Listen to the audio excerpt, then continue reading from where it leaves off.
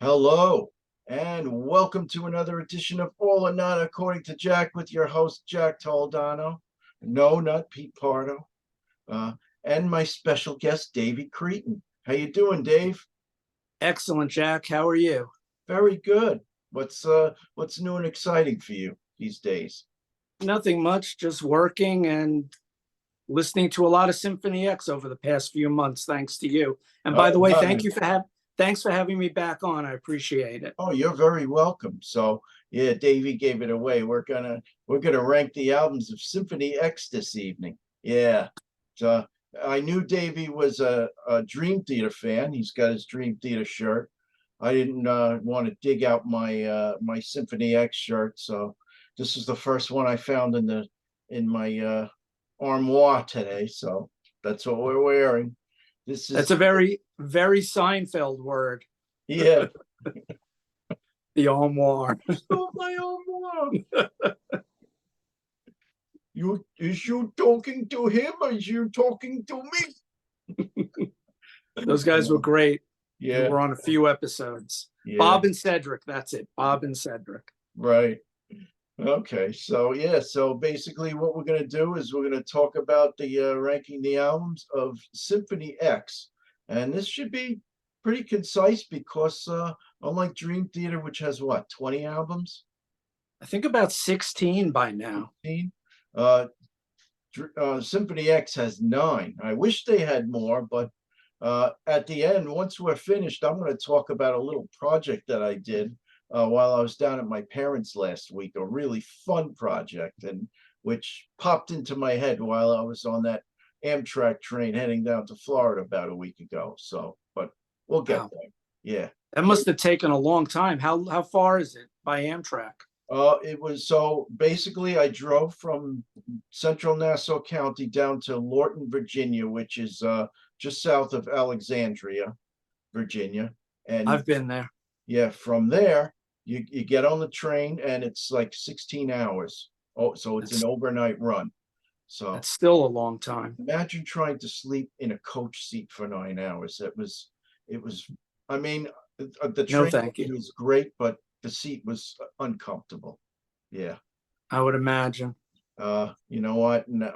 Next time I might spring for the roomette because at least then you have your own private room and you can lie flat and you get a meal out of it. So Yeah, it's probably worth it then to yeah, be more comfortable. I mean, yeah, I'll try it one way, see what happens. But so that's that. So I digress. So all right. So Dave, I'm gonna have you kick off. So this is the way we're gonna do it. We're gonna ping pong back and forth, but Dave's gonna do his bottom three. Then I'm gonna do my bottom three. Then Dave's gonna do his middle three. I'm gonna do my middle three, and then Dave will do his top three, and I'll do my top three, and that'll be that. So, all right, Dave. Okay, Number just one. before we start, Jack, how did you get into Symphony X?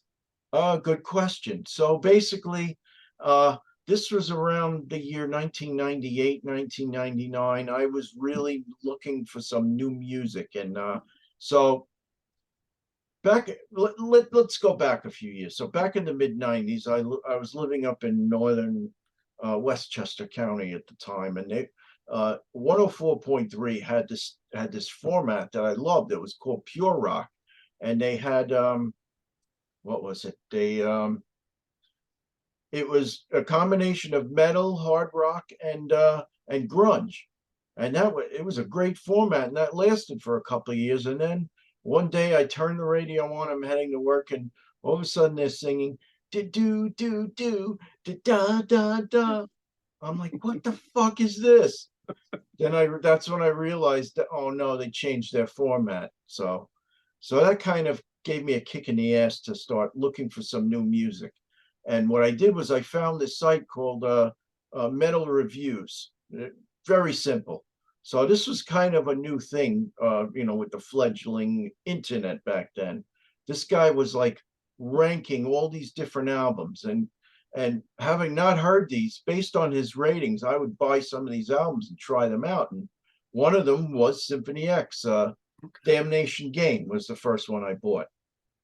So at that time, I'd say they only had 3 or 4 albums. So,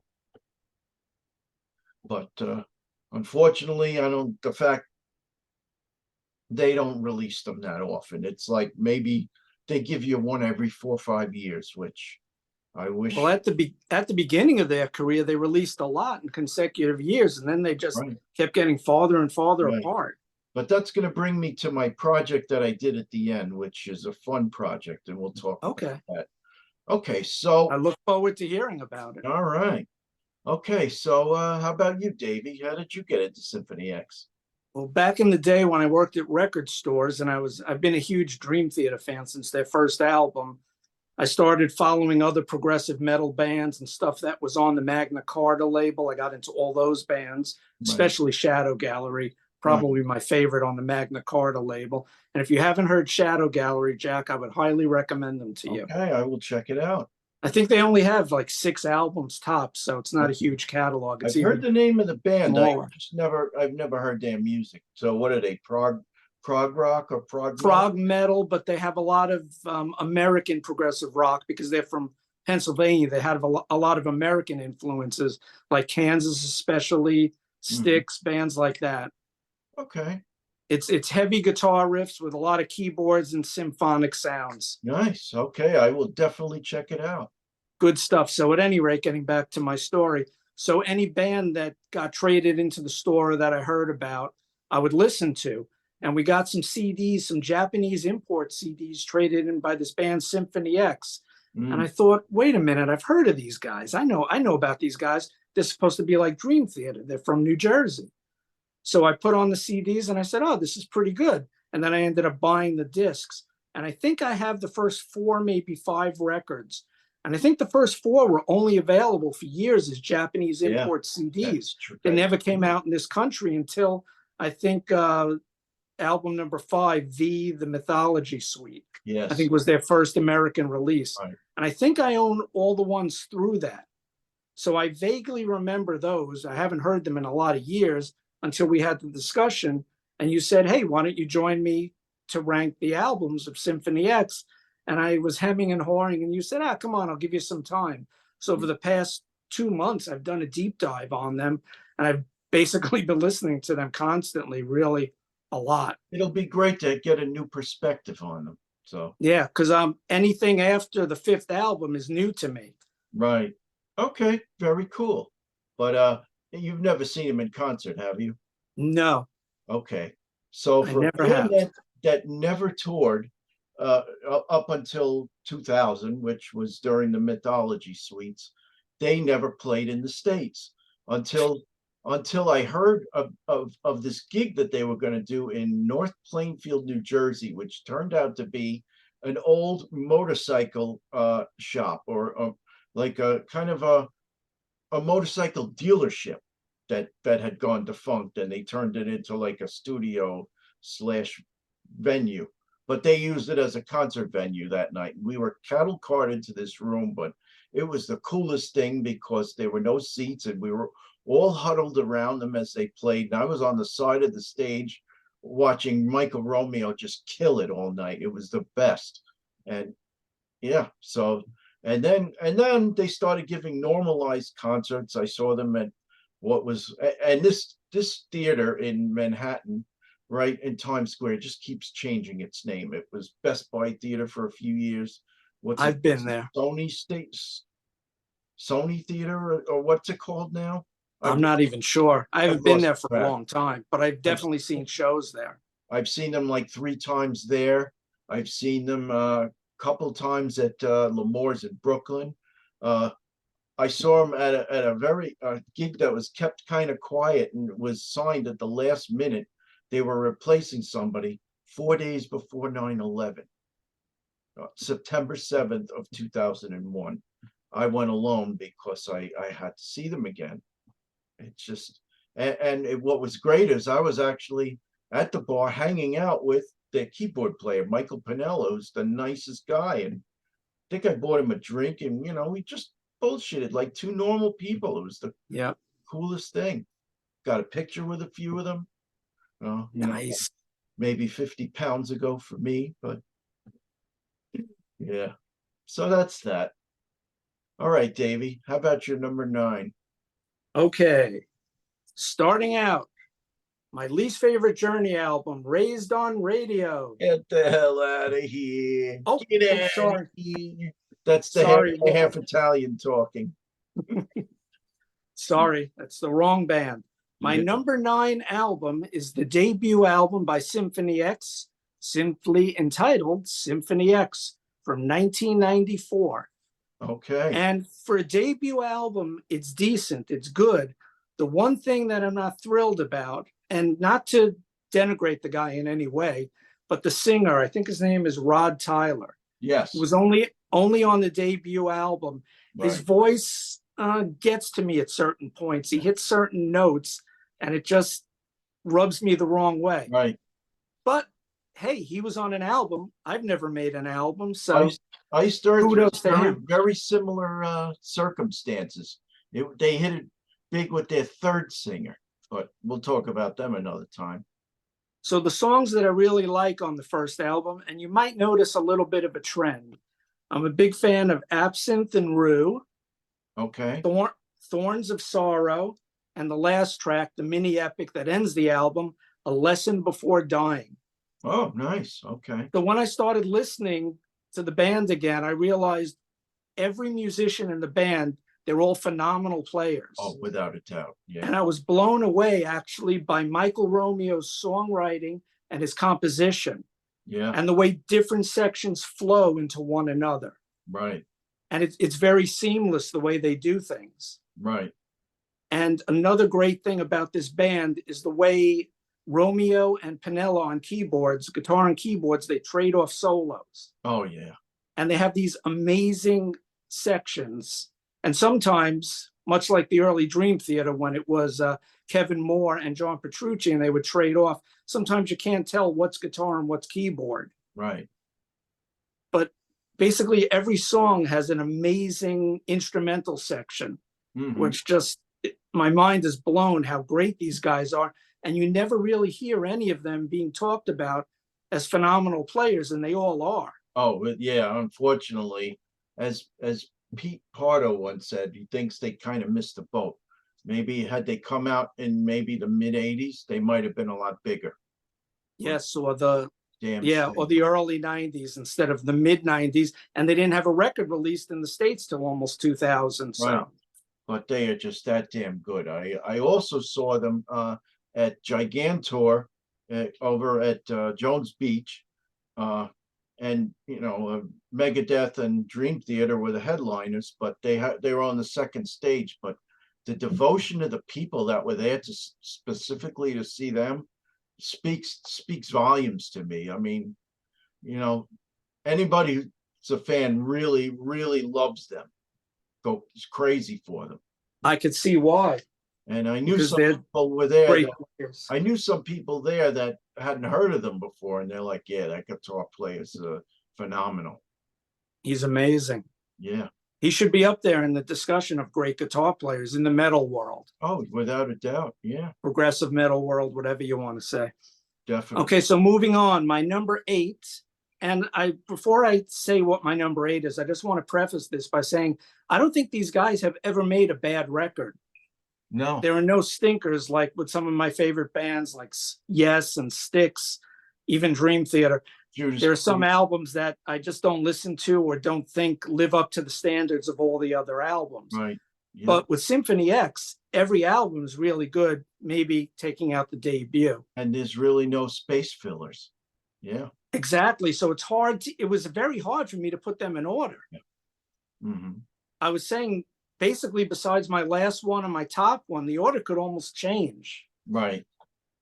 So my number 8, which is nothing against this album because it's a very good album, Paradise Lost from 2007. Okay. And I noticed the trend as they were going on in their catalog, because I listened, every time I played the catalog, I listened in order, that they basically got heavier as they went along. Yeah. And a lot of the early stuff, they're very influenced by Yngwie Malmsteen's Rising Force. Right. And then it seems sort of they developed their own personality, their own sound. And with each release, they got heavier. Mm-hmm. Yep. But they still So kept a lot of their proggy elements well into the 2000s. I definitely, but yeah. it's much heavier than the earlier albums. Yeah. So the songs I really like on Paradise Lost, the title track is Oh, great. without it. And the last song, the mini epic Revelation. I'm not going to try to pronounce the Latin part of the title, so I'll just call it Revelation. Okay. It's just this band, they're so tight that they Yeah. just fire on all cylinders when they play together, and with Romeo's compositional skills and the other guys pitching in, and even Michael LaPond on bass. The first album, I don't think when he played with him, when he joined on the fifth album, he didn't stand out that much. But with each consecutive album, he stands out more and more. One of Mr. Pardo's favorites on that album is Serpent's Kiss. Yeah, that's a really heavy one. For that Oh, one, I yeah. have written down that riff. Wow. Yeah. That's what I wrote at the beginning of my description Right. of the song for Uh-huh. Serpent's Kiss. That's a really good song, too. It just, I didn't highlight it. Right. But there are no really bad songs. No. No. Okay, moving on. I don't want to take too long. My number 7, the second album, Damnation Game from Okay. 1995. And the Right. first thing when I heard it, I said, holy cow, did these guys up their game adding Russell Allen as a Yeah. singer? Right. Because the way that guy sings, sometimes it doesn't even sound like it's him singing. He has so many different voices. Oh, he can really belt it out. Yeah. He does the low stuff, the high stuff. And a lot of times what I love about him is he sounds a lot like Ronnie James Dio. Yeah. Has to be a huge influence. Oh, without a doubt. We will talk, especially on like the angrier and the lower tune, the way he growls. Mm-hmm. It sounds like Dio circa like the late 80s, early 90s, Mm-hmm. before Angry Machines. Lock Up the Wolves. Yeah. And what's the one that follows it? I can't think of the Yeah. Dio album title, but he sounds very growly and Yeah. just angry. And Russell Allen, he had so much to this A band. lot of emotion to it. Yeah. I really knew him more from Adrenaline Mob, Portnoy's Yep. side project at first, but I knew him from that album. I said, "Oh, this guy has a great voice." But on the Symphony X stuff, he's phenomenal. Yeah. Another one who should be in the conversation of great singers in metal, progressive metal, whatever realm you want to call this band. What was But that he's show that amazing. used to be on? Was it HBO or cable? There was that metal show, I believe it was. I think he was on it one time. I saw every episode. I just don't remember him offhand. I think he was on in with Adrenaline Mob, but they Okay. very briefly mentioned Symphony X, but I was hoping they would touch on more of that. But yeah. Well, he's got to promote what he's got to promote. So, Yep. well, you could blame Eddie Trunk for not bringing up Symphony X more. Yeah. But getting back to the Damnation Game, The Edge of Forever is a great epic. Mm-hmm. Whispers, I think, is a really good ballad. Mm-hmm. And then the last song, like the mini epic, it's A Winter's Dream Prelude Part 1 and The Ascension Part 2. That's great. Yeah. Great way to end the album. So those are my bottom 3, and there's no stinkers. They're all really good. Maybe take off the vocals from the first album, but right. All very good records, good CDs, whatever you want to call them. Very cool. So, okay, I turn it over to you. Yep. So for mine, we're going to share the screen, and we're going to go to my PowerPoint. Okay. Still see me? Yes. Okay. All right. So this is a format that I came up with for the cars about a year or so ago, and I loved it, so I kind of stuck with it. But excuse me, I put this PowerPoint together. It was a rough night tonight, so I had to cook dinner, eat dinner, and then put this together in about 20 minutes. So there's no, there's no really great graphics. It's just the covers of the albums and so on and so forth. So that's fine. Okay, so my number 9, I agreed with you, is the self-titled debut. Other than the songs you mentioned, there's the song Masquerade, which was they remade it on the what album? On the Odyssey album as an extra Bonus track, yes. with Russell singing it. Great song. And oh my God, the classical guitar that he plays on that is just phenomenal. Insane.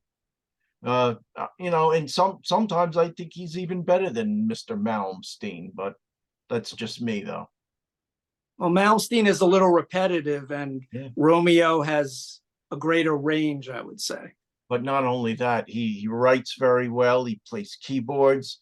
He brings in he basically creates all the orchestration on the computer with Yes. the program.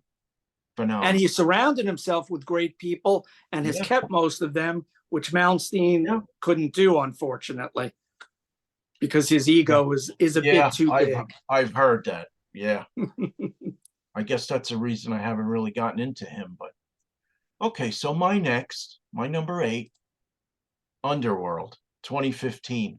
So it's their newest album. 2015. Hard to believe we're in 2020, the end of 2023, and in 2015 was the last time they put an album together. I know Russell has done some side projects. Even Michael did a solo album, or two solo albums. Even Pinella did a second solo album, I believe. So I mean,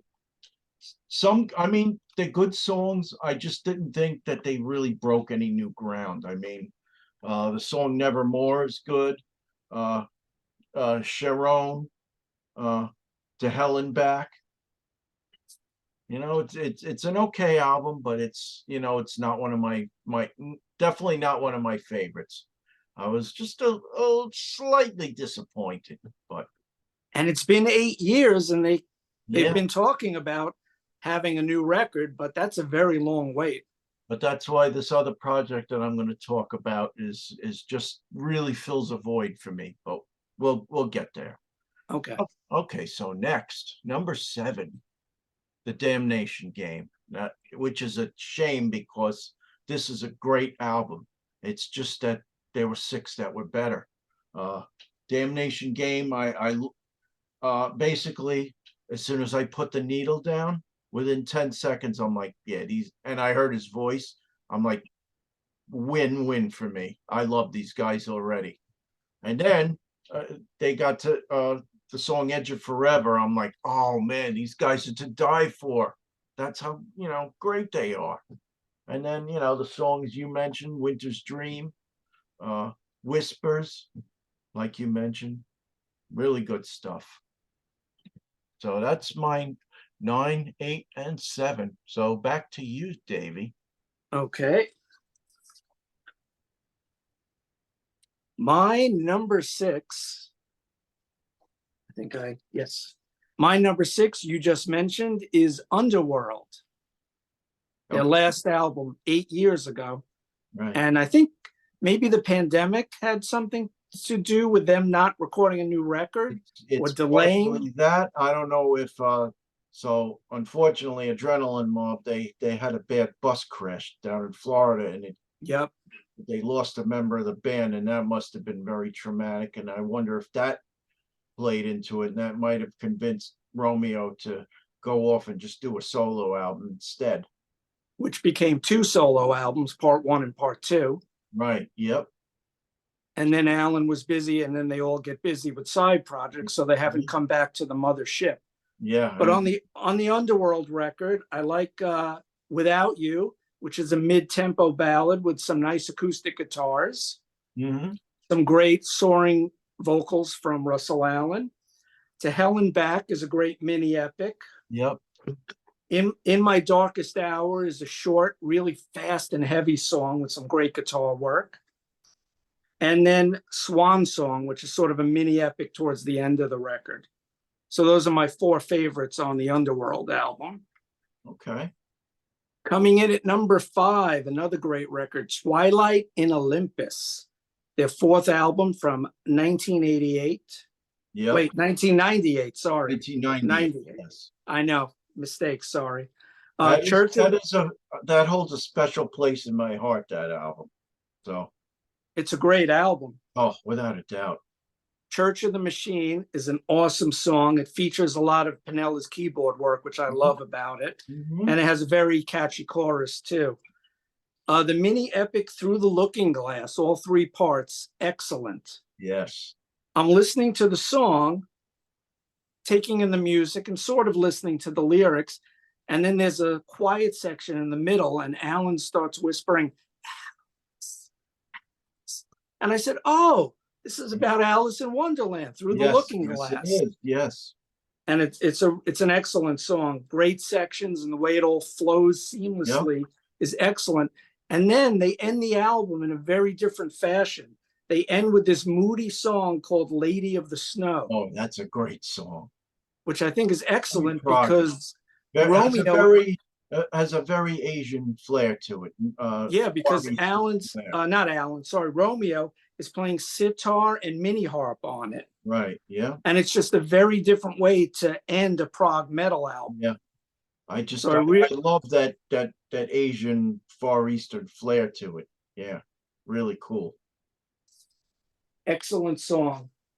Coming in at number 4, V or 5, the New Mythology Suite, which as a loosely based concept record, it hangs really well together. Mhm. It's very uniform, and the way it goes from track to track, and the preludes and the interstitial instrumental tracks between songs, Yeah. it has a great flow. Yes.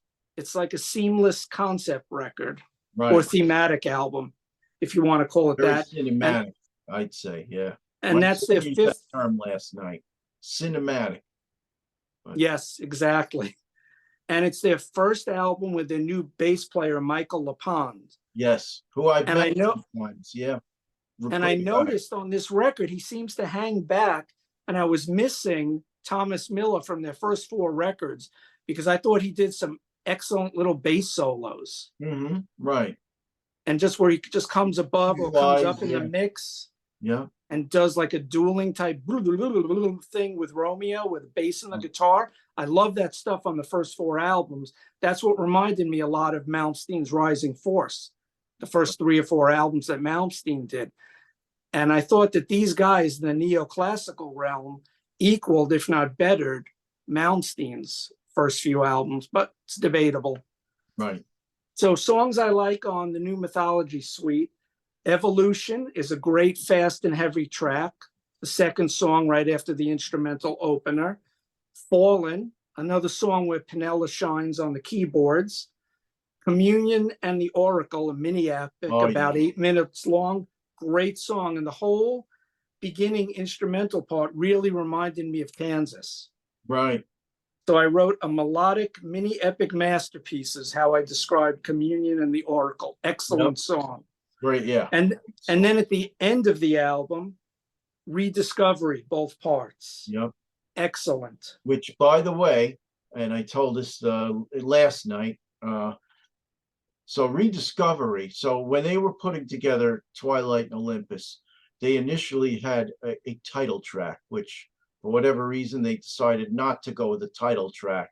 Instead, they took fragments of that song and put it into the next album, which is V Mythology Suite. And most of those fragments ended up within Rediscovery.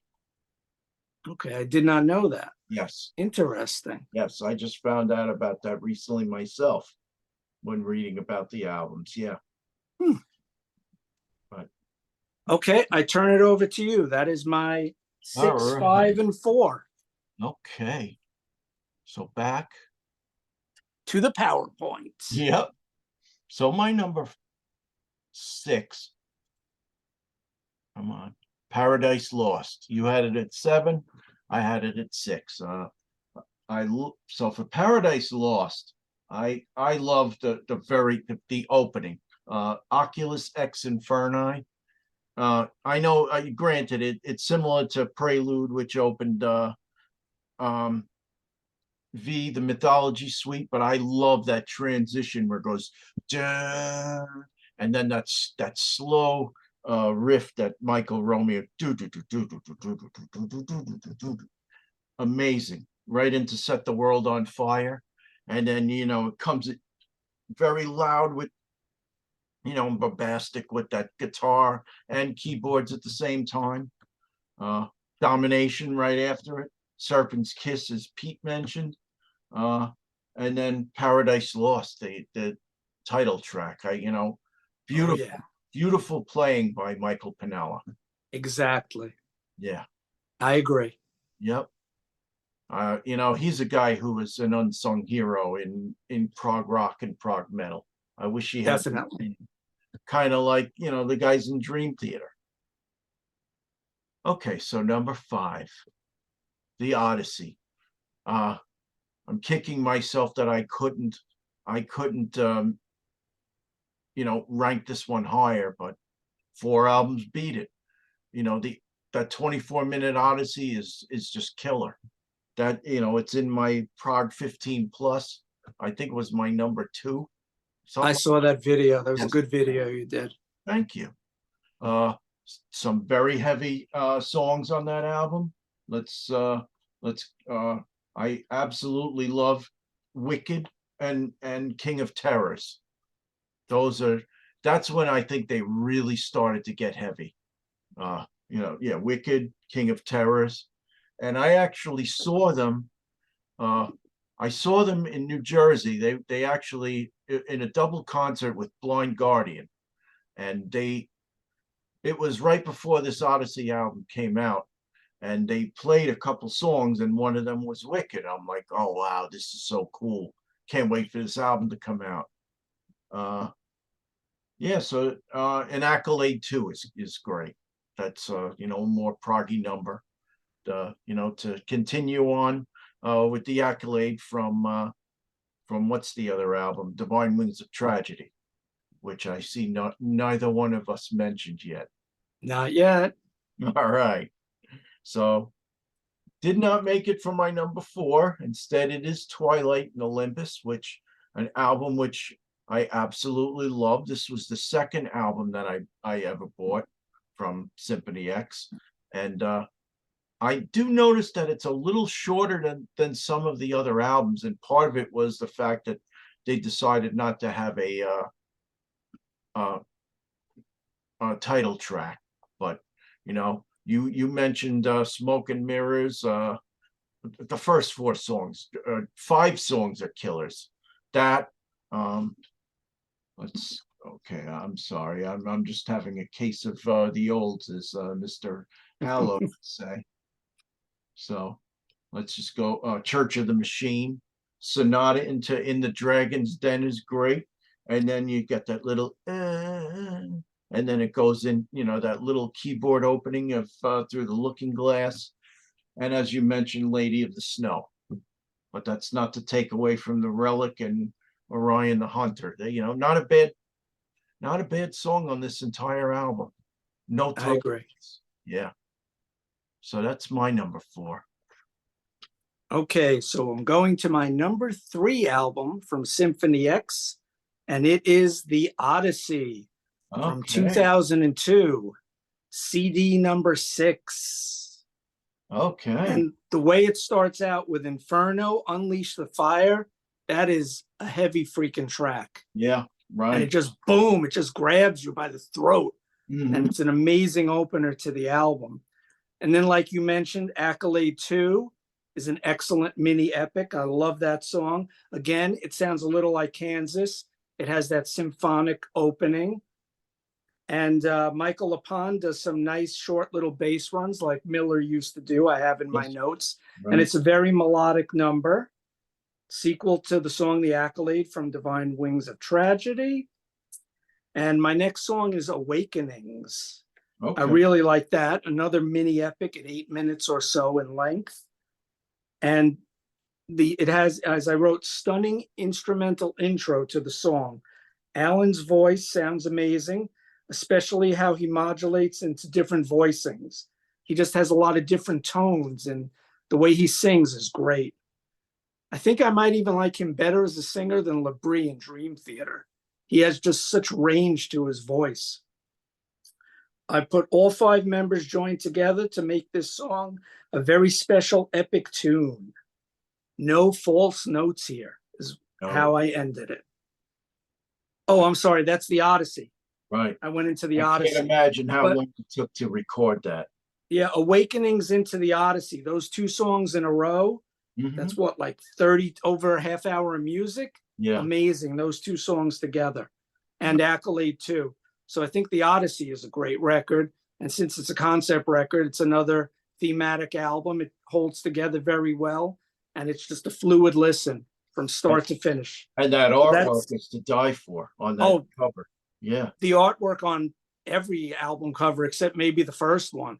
Great Right. artwork on every album cover. But that one especially, I think. I love that pirate ship and the Like late. Jethro Tull's Broadsword and the Beast. Yep.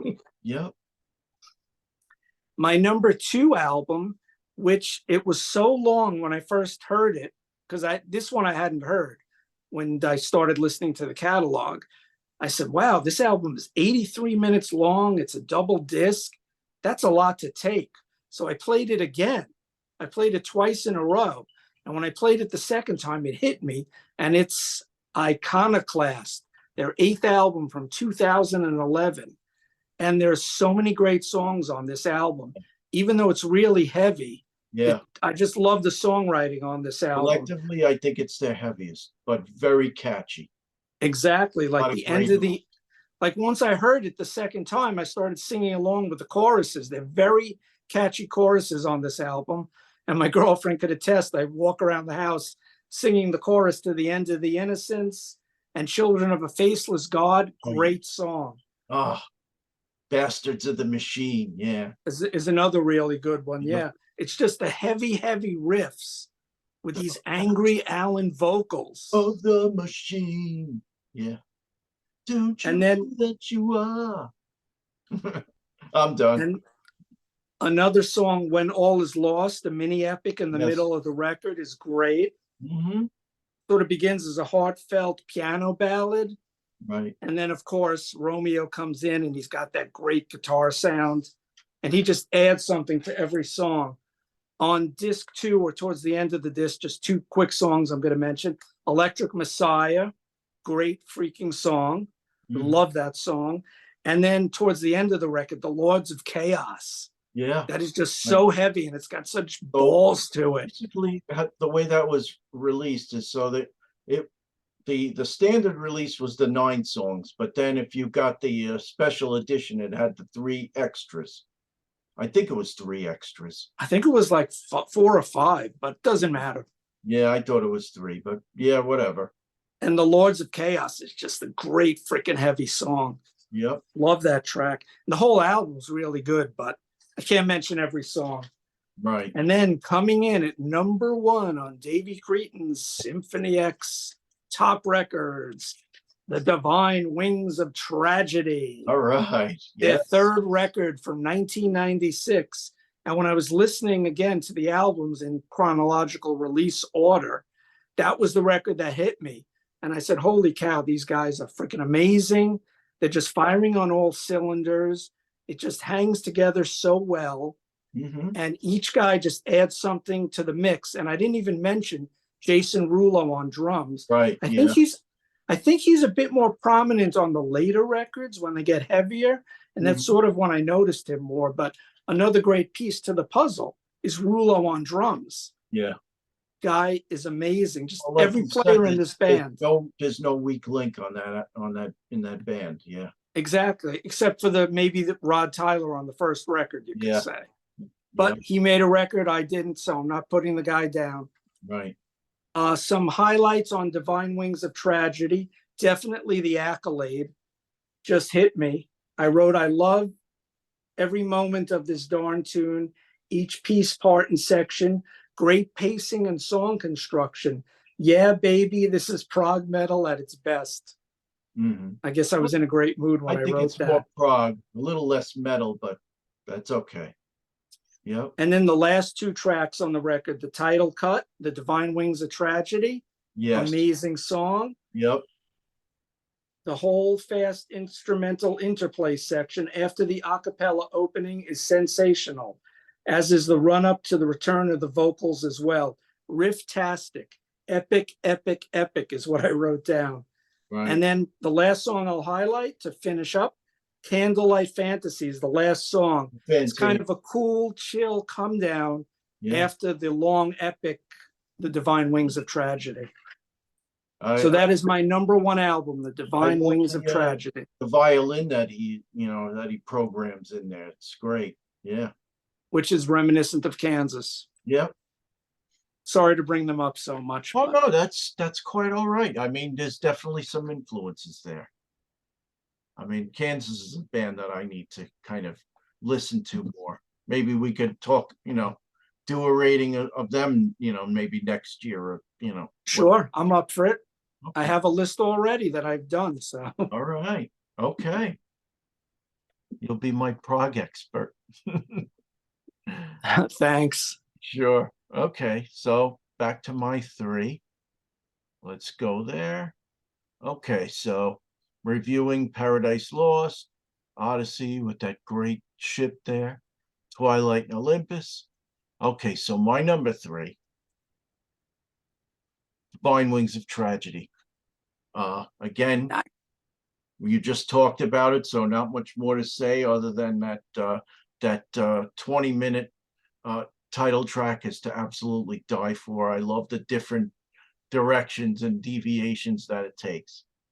I don't like when I did that Prog 15 plus, I don't like a song it's just the same throughout. It's got to take me on a journey, and this certainly does. Absolutely. Short songs, I've always loved Out of the Ashes. That's an early burner. Of Sins and Shadows is a song that they would always end a concert with. Another great song. Sea of Lies, believe it or not, I think it's up there as one of the most listened to songs by Symphony X on Spotify. Huh.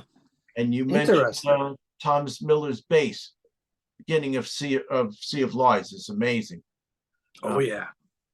When I saw them once, and it was Mike LaPond was there by this time, but he did a bass solo which kind of led into that song, which was very cool. Nice. What else? They played Eyes of Medusa on stage, which I thought was very cool. Witching Hour, Candlelight Fantasia, which you mentioned, and that's Divine Wings of Tragedy in a nutshell. Okay, so Great record. yes, so my number two, is the suspense killing you yet? Yes. I'm wondering where Iconoclast is going to There be. you go. It's number two. Nice. You know what? I tried to have it as my number one, but there was one record that I think just slightly edged it out. But that's not to say this album, the 10-minute opening title track is freaking amazing. I just love that sinister, very low keyboard sound that Pinella's playing. Yeah, something like that. I can't do justice to it, but End of Innocence, Bastards of the Machine, which I mentioned, Children of a Faceless God. Love that. Actually, you were right. It looks like they were about five. Oh, no. Where? Oh, they don't even talk about it there. Huh. That's strange. They don't talk. Doesn't even talk about. Oh, special edition here. Where is it? Yeah. Lord of Chaos, Reign in Madness. Yep. So it was 12 songs. I see what they did. So they broke it up. So instead of having 9 songs on one disc, they had 7 on one disc and then 5 on the other. So Light Up the Night, Lord of Chaos, and Reign in Madness were the 3 extras if you got the special edition. Yeah, Lords of Chaos is great. But for me, the title track, Bastards of the Machine, even Heretic, and Children of a Faceless God. So that's, very landmark, memorable album. I will always love this. Oh yeah. Yeah. So my number one, which I think by reason of deduction, the new Mythology suite. That's what I thought. when it first came out, it was just so incredible. It's so cinematic. So it's like you could close your eyes and put your headphones on and listen to this over and over. And it's like it takes you on a journey. It's like you really feel like you're going to the lost city of Atlantis, and then you're going to Egypt. Uh, but then also one song which I just can't remember the name if I don't have uh, the instrumentals on the Breath of Poseidon. Amazing. The Death of Balance, Lacrimosa, where just Romeo just kills it on guitar. Yeah, and in one section he sounds a little like Brian May from Queen. That's what I have in my notes. Oh wow, interesting. Which actually leads into a tune that's often forgotten but a favorite of mine, Absence of Light. I love Absence of Light. That's a really good song. I wrote down that Pinella has some great keyboard solos in that song. Yeah, yep. But basically, Evolution, Fallen, Communion, and the Oracle, which gets a lot of love among Symphony X fans. So I could see why. Yeah. So that's my 3, 2, and 1. Nice. Yep. This was a labor of love putting this together. And thank you for giving me the opportunity to get into these guys again, because I hadn't heard them in a very long time. Okay, very cool. Well, now they'll stick with you. So, yeah, I'm very impressed with just Michael Romeo. The guy's a genius. He's an unheralded genius in the field of metal. Do you have Spotify? Yes, I do. Good, because I've got a little treat for you. So, so my little project that I put together. So I'm on the train, and I'm listening to my metal mix collection, and this group called Arion comes on. I don't know if you've ever heard of them. Oh yes, I know who he is. Basically, so it's like it's almost like a metal operatic type deal, and he brings in a lot of guest vocalists, and players and singers. In particular, he brings in Russell Allen for a song called "Dawn of a Million Souls," a great song. And I'm listening to this, I'm like, wait a second, why don't I put a playlist together of not only what Russell Allen did with Symphony X and what he did with his solo album in 2005, but everything he's ever done, as with all his little projects and extras, and make a playlist. So I did. So I called it Sir Russell's Resume. Good title. I like that. So the reason it's called Sir Russell is a little known fact that before he was hired as singer of Symphony X, he used to work at what's that? If you go to Orlando or you go to New Jersey, there's this thing called Medieval Times. He was one of the knights. He was an actor in that. So people call him Sir Russell. Yeah. He looks like a big guy, like he's 6'2" or something. Yeah, he is a big guy. Yeah. I did take a picture with him once. He's like 6'2", 6'3". So that's what I figured. You could kind of. He's got a hugely powerful voice. Yes, you can understand where that power comes from. But so anyway, so I put this playlist together. I spent the whole week, work and no work at my parents' putting this playlist together. So and I worked on it feverishly so I could listen to it on the train coming home. Of course, I fell asleep, but then I listened. That's a long train ride, 16 hours. Yeah. Then what I didn't hear, I put on in my car, from Lorton, Virginia, back to New York. But I plan to do an episode talking about that, the making of that, and every song that's in it. Hopefully, to try and get people to come and listen to it. For me, it's almost like going and buying an album, putting these playlists together, putting these mixes together. Because I don't really buy albums anymore, but this gives me pleasure. It gives me a way of, being, constructive. And creative, yes. Creative and, different ways of listening to this music. And you know what? I hope you check it out. It's, Oh, I definitely will. yeah. So it's called Sir Russell's Resume. So it had to kind of roll off the tongue. I needed a second word that started with an R. So that's how I came up with resume. I like it. Anything with alliteration is good in my book. Yeah. But that's what I got. Nice. Another thing I'm gonna do is I'm actually gonna do an episode, I'm gonna deviate a little. I'm gonna talk about my experience on the train and compare that, because a lot of people have asked me, oh, how is it taking the auto train and putting your car on the train? And I'm gonna compare that to airplane travel, because I've done a lot of that this year. I'm going to call this episode Planes, Trains, and Automobiles. So excellent movie from back in the day. yep. So that's that's what I got. Any other projects or anything else going on with you at the present time that you want to talk about? Well, I'm going to be ranking the albums of Kansas on another channel next week, I think. Oh, nice. Whose channel? Some guys in upstate New York. Okay. Yeah, I definitely, if you put that link up, I'll definitely check it out. Yeah, I'm going to add it to my Facebook Ranking page. the albums of Kansas, huh? Okay. All Yeah, right. with two other guys around our age. Okay, I'd be very interested to see that. That would be cool. Yeah. Could I just ask you one quick thing before we finish? Sure. Because we were ranking all the studio records, I did not listen to the live album. How is the double live CD that they put out? It's good. I mean, I wouldn't put it on par with, say, Kiss Alive or Iced Earth Alive in Athens, but it was good. Okay. He recorded it in France, and it was done around the time of the I think it was done right after the V Mythology Suite album.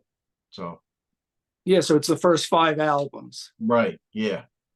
Yeah, and yeah, Okay. it's good. I think you can listen to it on Spotify. It is on there. Yeah. I want to hear that. I'd like to hear some of the Michael Romeo solo records. Right. Yeah. So now that we're done with the album ranking, I can go and listen to some side projects and other stuff by the guys.